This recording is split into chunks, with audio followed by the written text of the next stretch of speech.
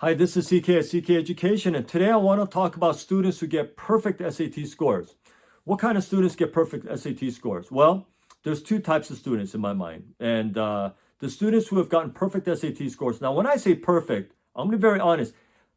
If a student gets 1570, I consider that perfect. It's no different than getting 1600. If a student's getting 1580, 1590, how is that any different than 1600? I mean, to me, that's exactly the same. So I'm talking to students who get like 1570 or above, 1570, 1580, 1590, 1600. Really no difference. It's the same, okay? It will make zero difference if a kid gets 1570 versus 1600. The 1600 gets in, 1570 doesn't get in. Not going to happen. It's the same. It's just you're in such a high level at that point that there's really no difference at all. There really isn't any difference. So when I say perfect SAT score, I'm talking 1570 or above. Now, what kind of students get 1570 or above? And of my students, I can tell you there's two types of students. Number one, there are students who are so intellectually fast and bright and they just crush it academically. I've met classmates like this when I was in college, and even when I was in high school, and I certainly have students like that. Like I'll teach them one thing, they just get it. You know, they just get it. I'll teach them something. I teach them one thing, they know two things. I mean, they just get it. They're so quick intellectually.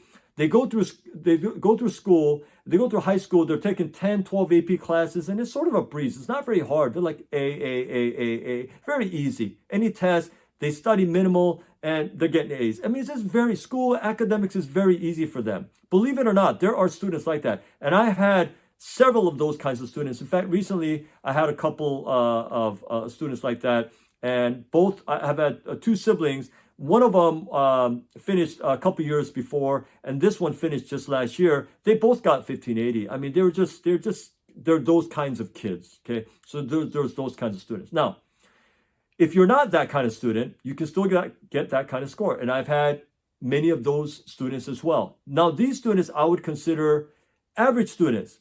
When I say average, I'm not talking about they're getting 3.5. They all get 4.0, but they have to put in extra effort to get there. The other kids, it's so easy for them.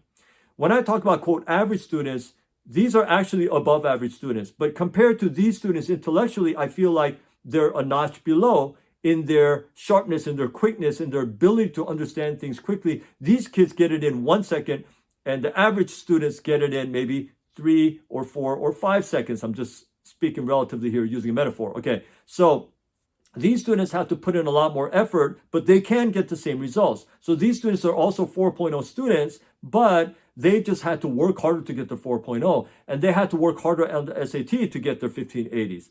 But these kinds of students, how did they get 1570 or 1580 or 1590 or 1600? How do they do it? Two things have to happen.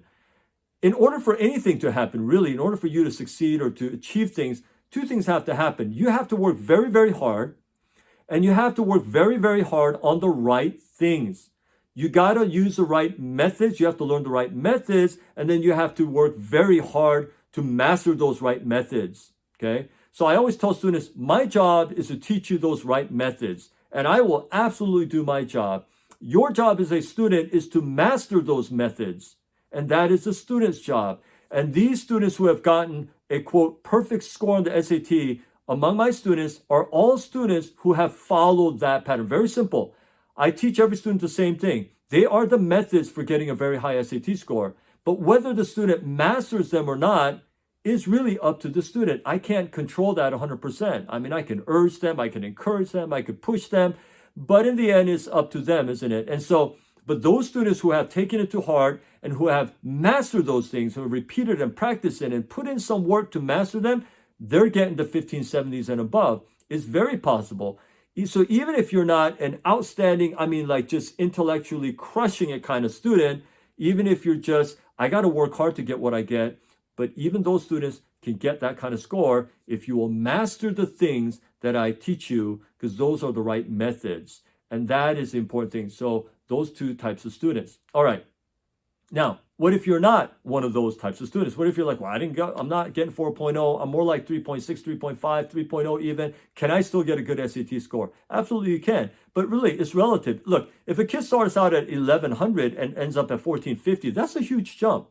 If a kid starts out at 1400 and gets a 1450, that's nothing. That's really no improvement in my mind, okay? So it really depends. But yeah, if you're getting 1100, you start out at 1100 and you're ending up at 1400, 1450, that's fantastic, okay? I wouldn't expect those kinds of kids to get 1570. I really wouldn't.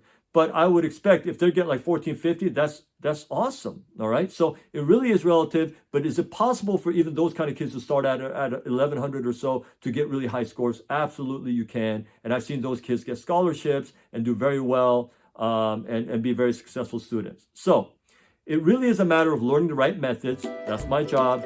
And your job is to master those methods. And if you do that, you will get significant score increases.